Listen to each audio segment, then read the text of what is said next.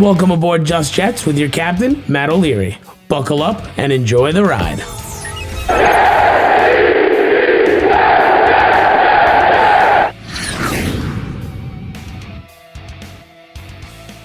Hello and welcome to episode number 3 of Just Jets. What's going on? I am Matt O'Leary hanging out with you. We got a lot to get through in this week of New York Jets talk. Thank you so much for sticking with me through the first couple of episodes.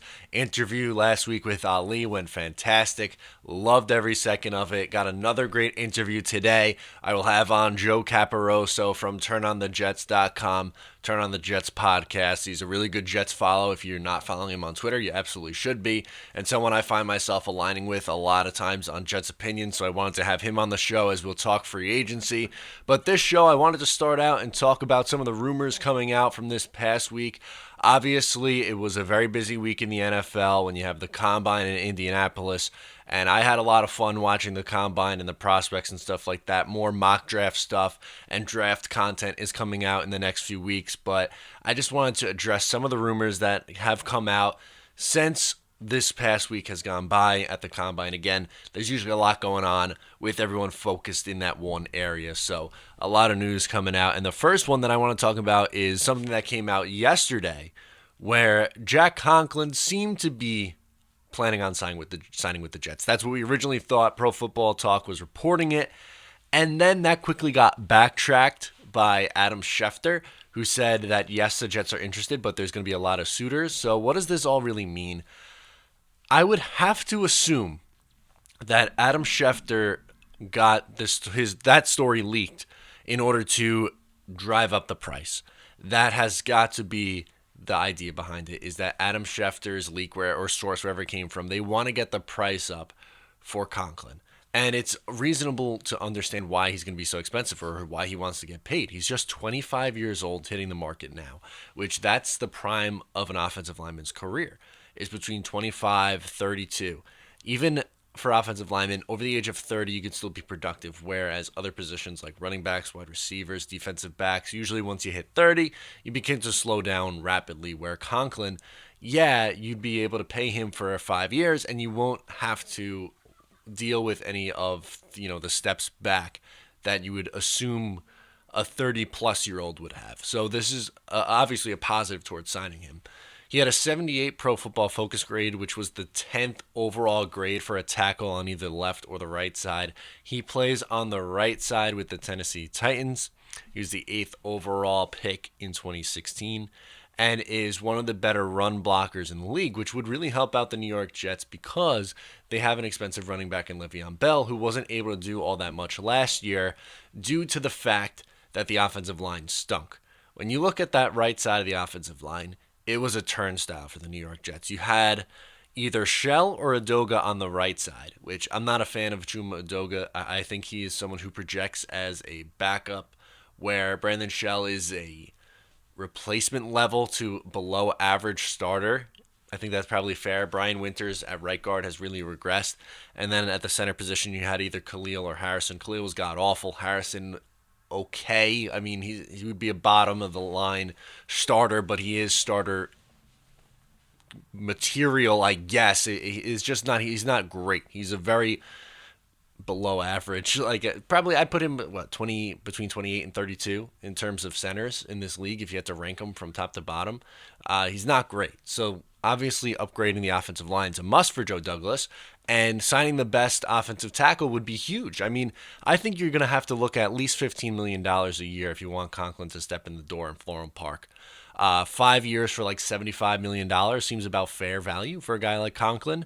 And obviously, he's going to have a lot of suitors. There's not a lot of times where a 25-year-old premier tackle hits the open market. He is going to get paid. And if Joe Douglas wants to come in here, it's going to cost at minimum $15. It's probably going to be between $15 and $18 million per year for him to come here. I went on the lower end of 15. Obviously, I could see that number going up to 16, 17, 18 would be probably on the high side. I'd maybe shy away from that. But overall, I guess what I wanted to talk about was the Jets' plan.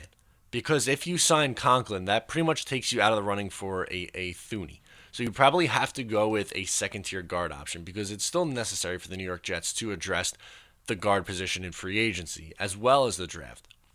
You should really use both. So I would say if Conklin is the plan, we're going to operate under the assumption that Conklin is the plan for the New York Jets for one of their tackle positions. Then I would say sign a middle tier guard. Now, I'm not saying a Thuney. I'm not saying a Brendan Sheriff, who's probably going to end up going back to Washington anyway. I am talking about a mid-tier level starter for the guard. And then at 11th overall, you are taking the best tackle available, whether it is Jedrick Wills, whether it is Tristan Wirfs, Andrew Thomas, or Mekhi Becton. One of those four guys will likely be there at 11. Obviously, it's a little bit sketchy. I originally, in one of my most recent mock drafts, I mocked the offensive lineman to the Giants. I think you could potentially see them taking Isaiah Simmons instead, and that could potentially push one of those guys down further down the board.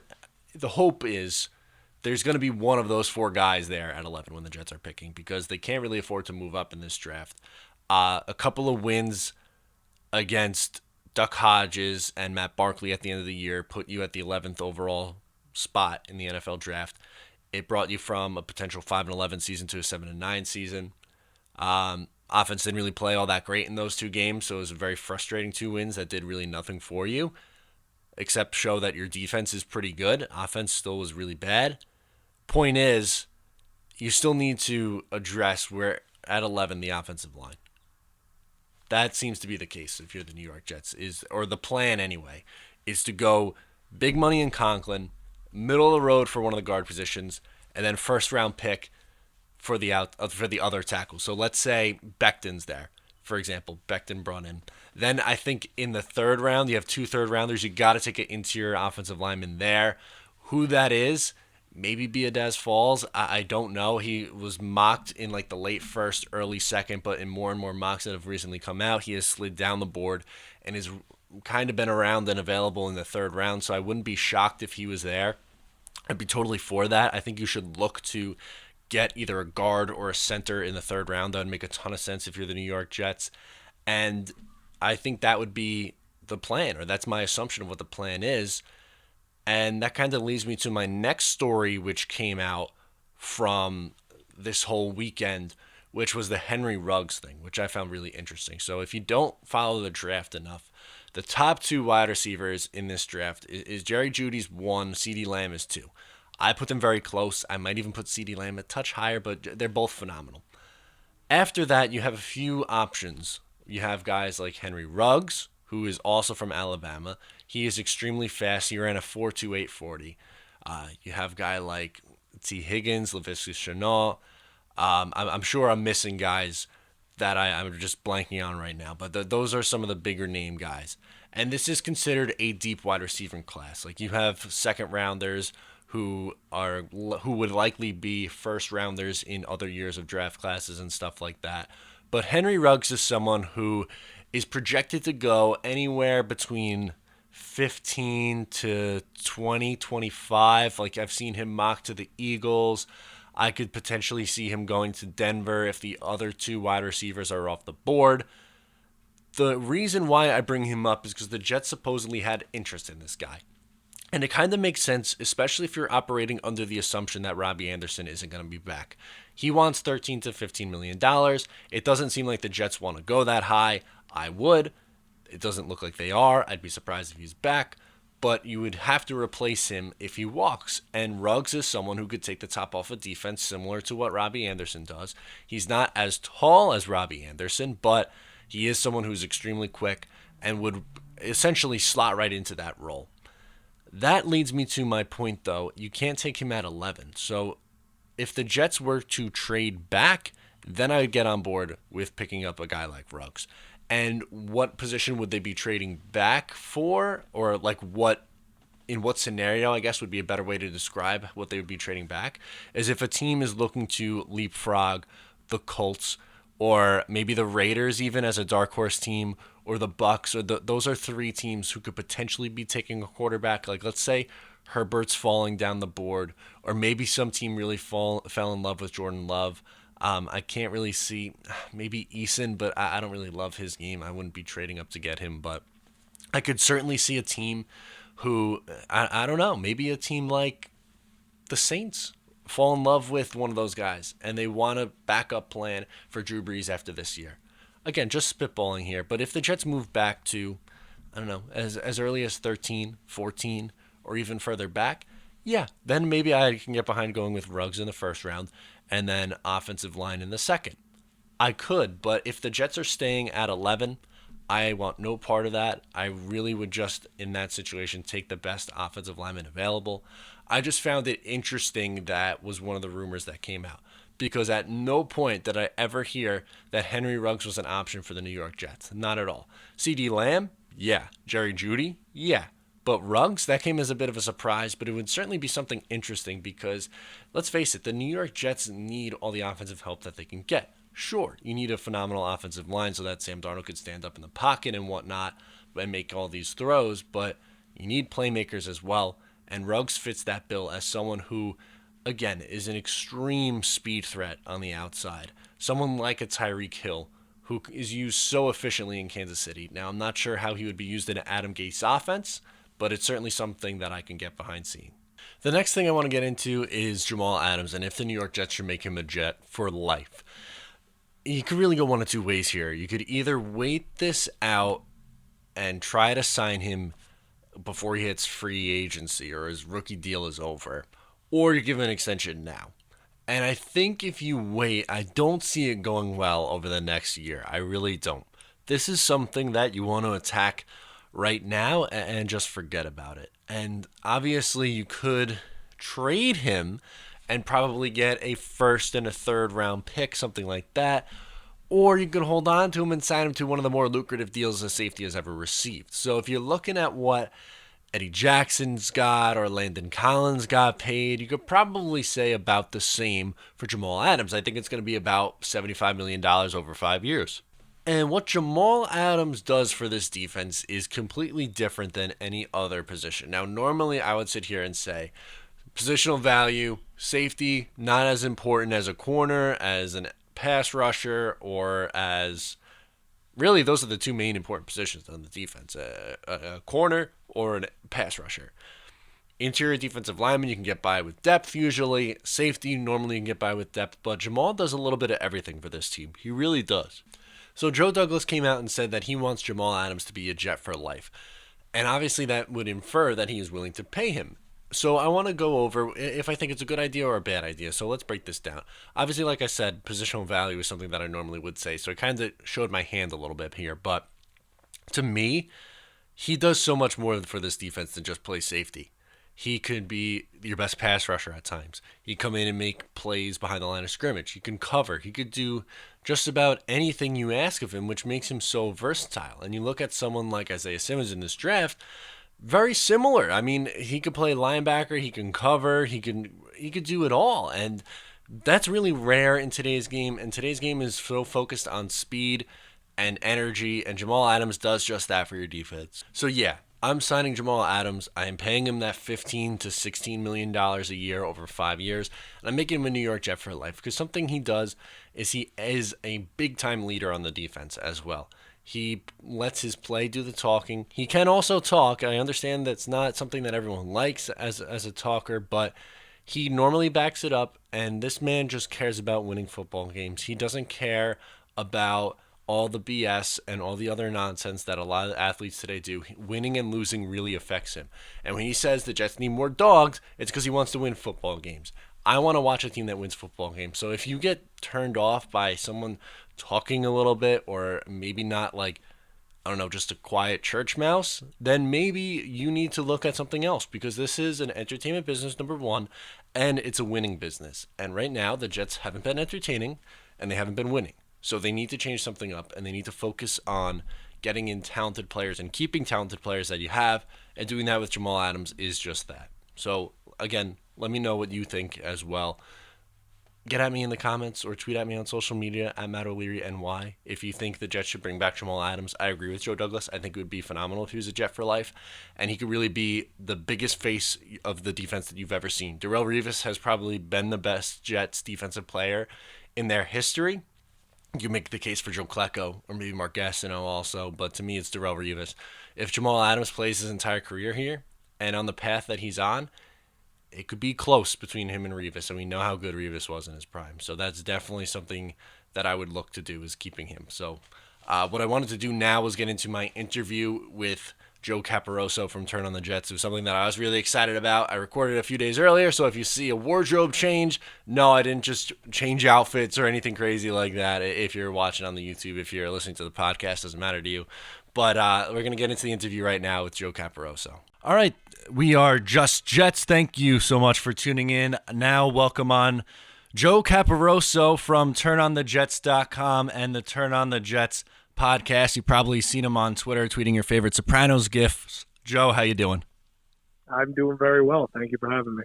Absolutely. And I wanted to tell you, I've been really enjoying the Badlands podcast that you've had going on with Connor Rogers. You want to plug that a little bit? Talk about it?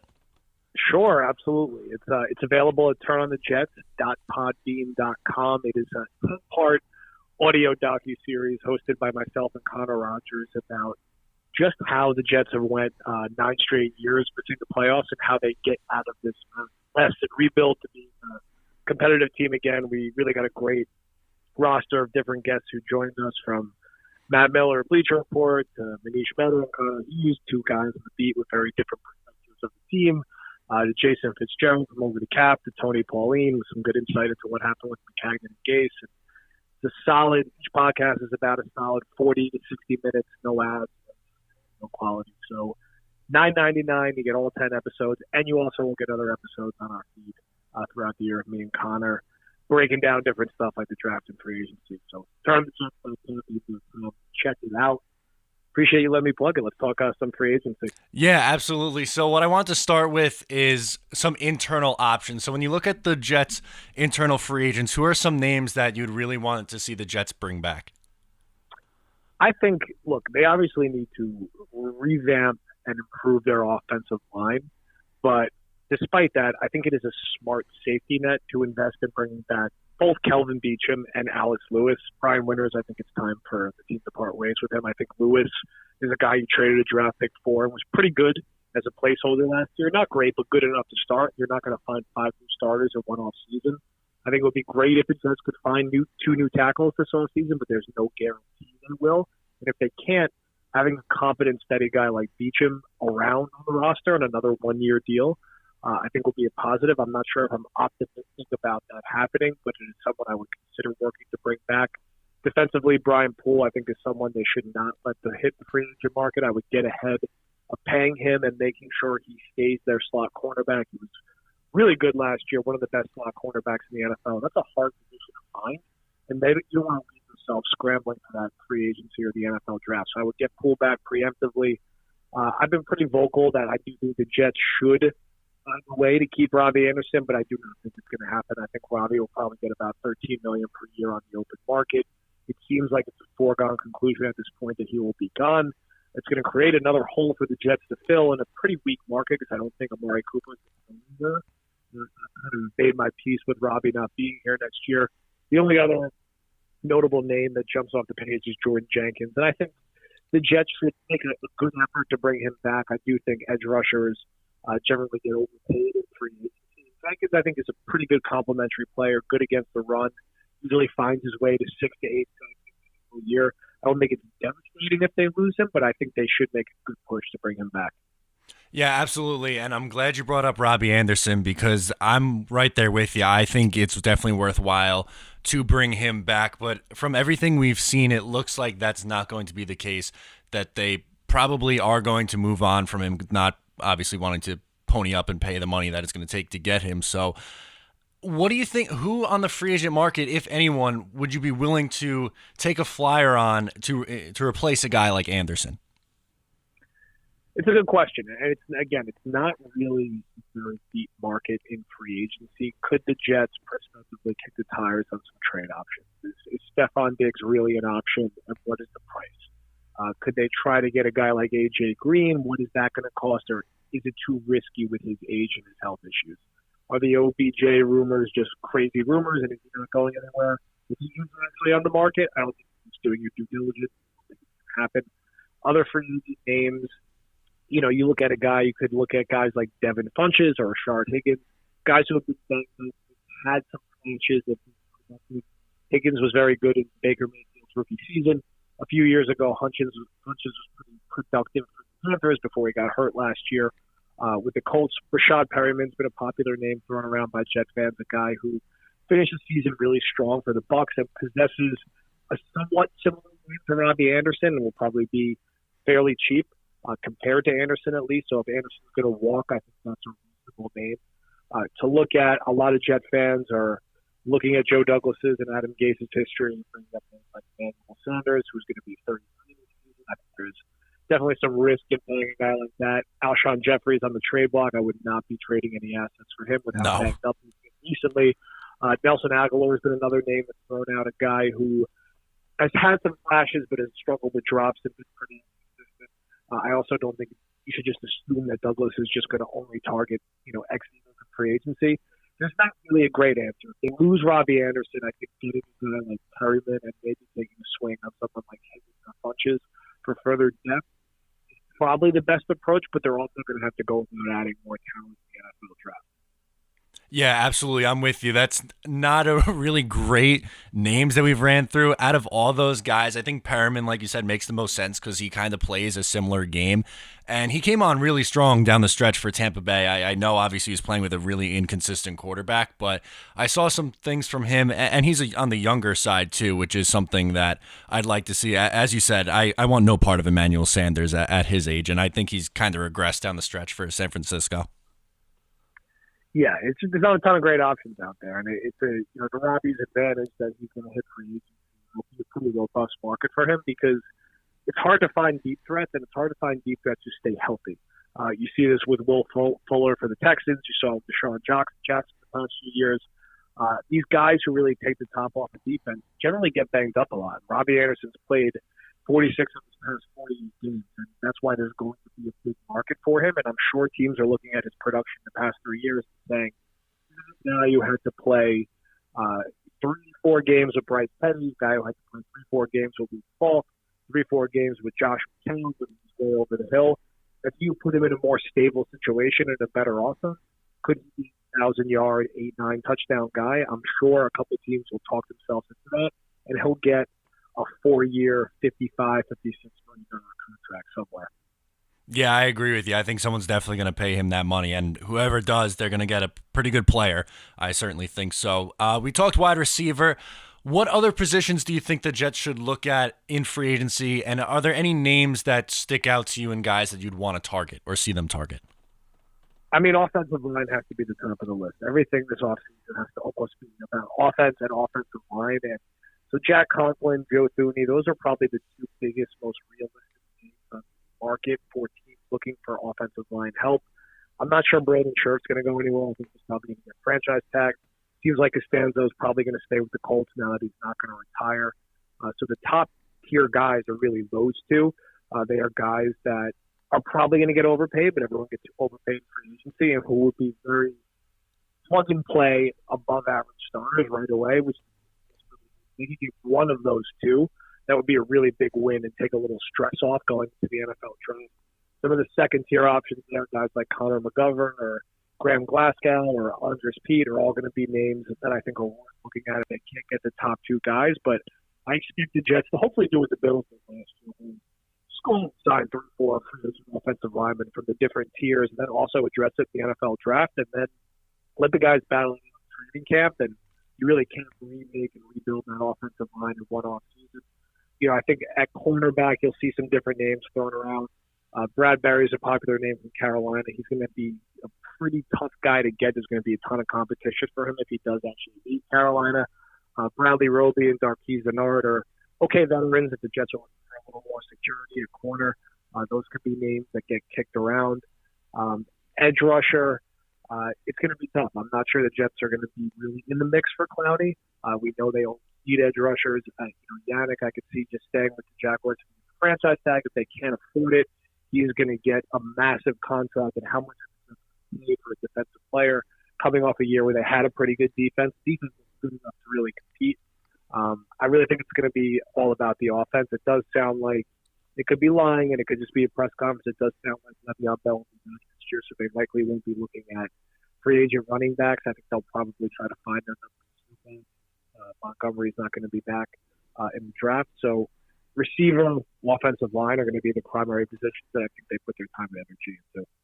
Absolutely. And as you mentioned, some defensive players and guys on the defensive side of the ball. Obviously, I think it's time, and I think you agree with this too, to really allocate a ton of resources, whether it be free agency or the draft, in the offense, because it's such a offensive heavy league. And realistically, this Jets defense, they kind of had a bunch of no names, it seemed, at the cornerback position down the stretch. Bless on Austin coming on really strong. And I honestly, I think they can get by with what their defense has. They were 10th in DVOA in defense, and offensively we know how bad it was. They're like 31st. So I'm with you. I want to focus heavy on making life as easy for Sam Darnold as possible. No? Yeah, I think it's just overdue, and they have to do some course correction and go a little bit over the top when they've just dedicated so many premium resources to their defense, both in terms of all of their draft picks this decade in the first round, except for Sam Darnold, and in some of the contracts they handed out to C.J. Mosley, who's the highest paid inside linebacker in the NFL. Avery Williamson not that far behind with how much they paid. Also, guys like Henry Anderson and Tremaine Johnson in recent years. They need, if you were in the top 10 or 15 in defense, you were good enough to compete and be a playoff team, which they were last year without C.J. Mosley. And Quinn Williams will get a year better next year, so we'll see. Offensively, they just have so much work to do, and Sam Darnold is the most important person in the organization, going into an absolutely critical third year where he really needs to take a big step forward as the Jets are figuring out exactly how much they're going to have to invest in him long term. So I hope that, they try to patch a few holes on defense, but I think the plan on defense needs to be bet on Greg Williams, bet on some of your younger guys getting better, bet on the boost of C.J. Mosley coming back, and really spend your picks and your money on offense. With C.J. Mosley coming back, do you see Avery Williamson as someone who's expendable, as a cut potentially? I think so. I mean, I think Williamson at his best is definitely notably better than guys like Neville Hewitt, Blake Cashman, and James Burgess, but I think you can get by with those guys next to Mosley, and I just don't think it's sound roster building to have that much money invested in inside linebacker, especially if it's going to come at the cost of them paying more offensive linemen, paying more receivers, paying for more running back depth. I just think there's a better way to allocate resources on your roster than that. So I would not think it's crazy at all if they did ultimately move on from him. I also wouldn't hesitate from looking at a trade move, and I doubt they'll find any takers, but I try to move Henry Anderson's contract too. I think you have enough up there with what you saw from Kyle Phillips, with Quinton Williams going into year two, with how Nathan Shepard and Foley Fatukasi played last year. I just think paying Henry Anderson $23 million or whatever his overall contract is, again, it's not the best use of resources. Absolutely. Changing gears a little bit. So Joe Douglas said at the Combine, he said multiple times, he talked about the offensive line. If you were to guess, what do you think his plan is at the offensive line? Do you think he's going to look to sign like a big name tackle like Conklin, or maybe go more trying to address the interior through free agency and then say, I'll just take the best tackle available in the draft? I think that the Jets are going to make a very aggressive push for Thuney in free agency. If they're not able to land him, I think they'll quickly pivot to some of these tier 2 names, which is McGovern, Glasgow, Pete, some of the other names out there, so they have a little more flexibility going to the draft. I think they absolutely want to go offensive lineman 11. I think if one of the top 4 tackles are available, that will be the pick. If they are not available, I think they will probably look to trade down or potentially take an edge rusher if they're available. I don't necessarily agree with that approach. It's just what I've been hearing, and it does not sound like they are considering a receiver at 11, no matter what. But I think offensive line, best case scenario, is going to be the pick, one of the top 4 tackles. And then I think in free agency, they're hoping to add a guy like Thuney and then another guy who could improve in the interior. It sounds like internally they're pretty high on Chuma Edoga. I don't, again, necessarily agree with that evaluation. But again, replacing 5 starters in one off season is not likely. If they can replace 3 and add some more depth, I think that's a more realistic goal to set. And I think one of those 3 will definitely be done with their first round pick. And we also heard from Joe Douglas that they won't be trading Le'Veon Bell. So besides blasting the head coach and offensive coordinator into the sun, how can you make him more productive in 2020 in this offense? I just think you have to obviously improving the offensive line will help, but I would look at some of the stuff that Pittsburgh was doing with him. I would use him as a receiver much more frequently. I would get him lined up in the slot. I would design a lot more screens than it was just crazy how limited the Jets screen game was last year. How do you get him to really help fill the gap that Robbie Anderson is inevitably going to be? How do you get that guy 80 to 90 catches next year, make him a more viable downfield threat when you send him down the seam from the slate, and then find some different runs that play to his strengths, and then hopefully with a better offensive line, he's more effective overall. He is a guy who, at a minimum, catches everything thrown his way and is great in pass protection. Two things that are great for Sam Darnold. They just have to find a way to he's not a secondary back that they're comfortable alternating with him. I don't know if it's going to be Bilal Powell yet again. If it's not him, then maybe they find someone in the NFL draft.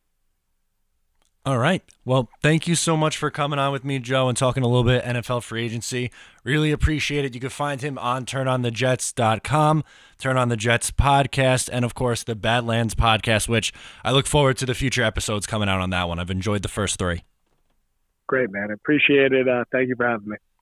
I had an awesome time doing that interview with Joe and really appreciated him coming on. I agree with a lot of the things he says, and I just feel like we align a lot in our logic in building a football team, so I wanted to get him on the show, and definitely check out the Badlands that he's been doing. It's worth the subscription. Definitely check that out. So now let's get into our voicemail segment. First, we are going to hear from Anthony in Florida, and he wants to talk about the corners. Hey, how you doing? My name's Anthony. I'm calling from Florida, big-time Jets fan. I just want to get your opinion on how you feel about our cornerback situation and if Greg Williams will be able to pull something off with our defense as far as making us maybe even a top 10 defensive team this year. All right, thanks. Thank you so much for the question, Anthony. And yeah, I'm okay with the cornerback situation. I don't think it's necessarily a strength. Bless on Austin, I was extremely pleasantly surprised with. I didn't like that draft pick to begin with just because he really didn't play over the last few years. Very hurt at Rutgers, but came on really strong for the Jets in the second half of last year.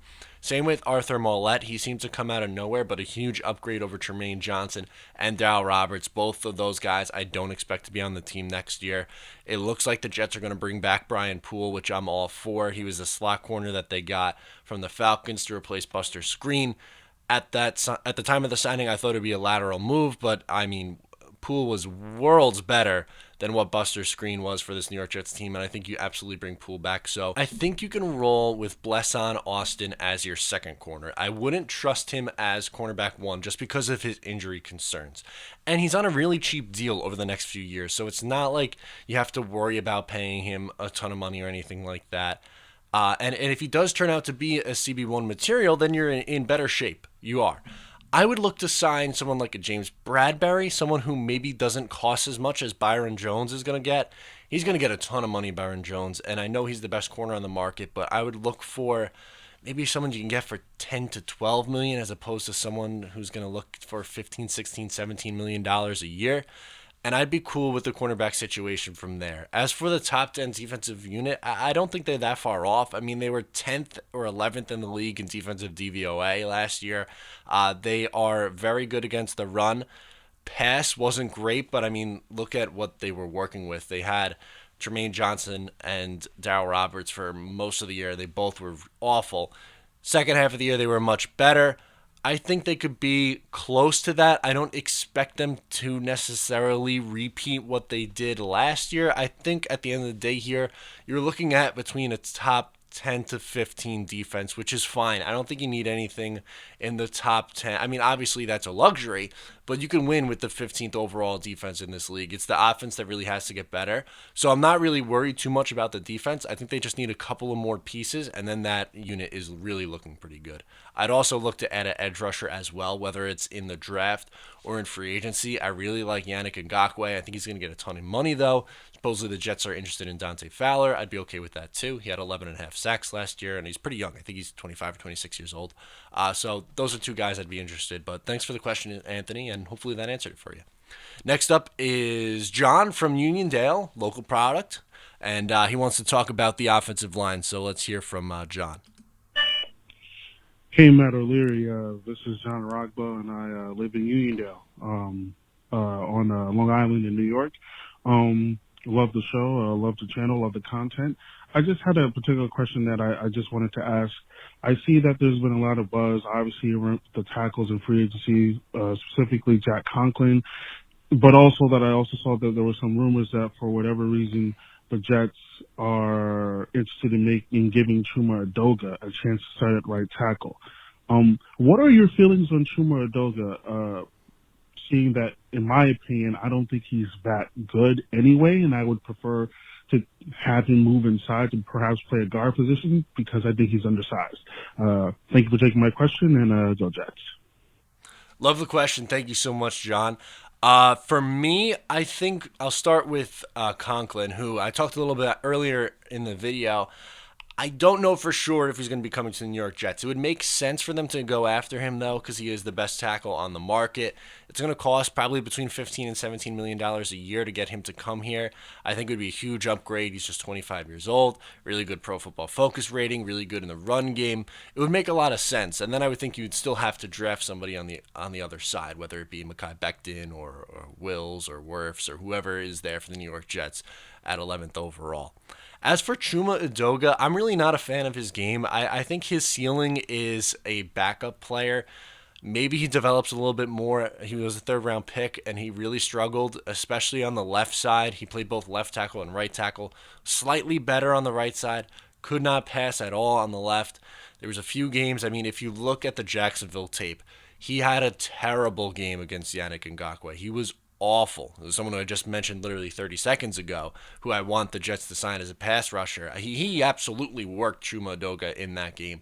And the game against the Patriots, he wasn't good in. I mean, the Jets' offensive line as a whole wasn't great, so maybe that had something to do with it. But for me, I think Chuma Edoga is maybe best case scenario, like your first or second offensive lineman on the bench, or so someone who comes in and could play a little bit if someone gets banged up, but not someone you want as an opening day starter and someone starting 16 games.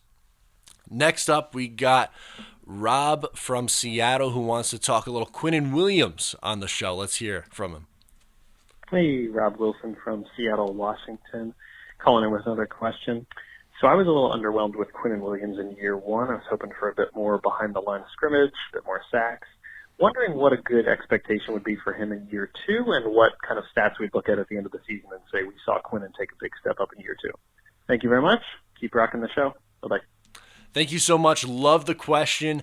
I really, from day one, wasn't a fan of the Quinnen Williams pick. And at first, it wasn't because he wasn't a talented prospect. I think he's still young. He's 21 years old. He could still be a very good prospect, but I just didn't see the need for another interior defensive lineman. Again, that goes back to my argument about positional value and something that Jets had a lot of. So go back to last year before the draft. You had Leonard Williams. Obviously, they would go on to trade Leonard Williams, but he was a first-round pick in 2015. They also signed Henry Anderson to big-time money. You had Nathan Shepard. You had Steve McClendon. You had Folu Fatukasi. And then for the sixth, you bring in a sixth guy in Quinnen Williams at that point. And Leonard Williams wasn't great. He gets moved. Henry Anderson had a really step-back year. Quinnen Williams was a rotational piece, but your best two interior defensive linemen were a mix of Folu Fatukasi, who was a sixth-round pick, Nathan Shepard, who was a third-round pick, and Kyle Phillips, who was an undrafted free agent. You can get good value at that position in the later rounds or undrafted free agents. You don't necessarily need to spend a top 3 pick on an interior defensive lineman. So I didn't like that from the get-go. I wanted them to draft Josh Allen, who had a much better year at outside linebacker in a much more pass rush heavy defense, mind you, but he was very solid for the Jacksonville Jaguars this year. That's who I wanted them to go with. But for Quinnen, I think you need to look at him put up similar numbers to what Sheldon Richardson did in 2014. His really solid year, his step forward. I mean, in 2013, he won Defensive Rookie of the Year. 2014 was really solid, had about 8 sacks. So I'm going to say, one, he needs to play 16 games. He needs to stay healthy and be a starter in 16 games. I'm going to say probably about 8 sacks. If he's between 8 and 10 sacks, you could probably be happy with that. And you're going to need like 60 tackles from him. If he's giving you, what do you have, 2.5 sacks this year? If he gives you 4 sacks and 40 tackles, does that move the needle for you? No, not for me. He's a top 3 pick. He needs to perform like one.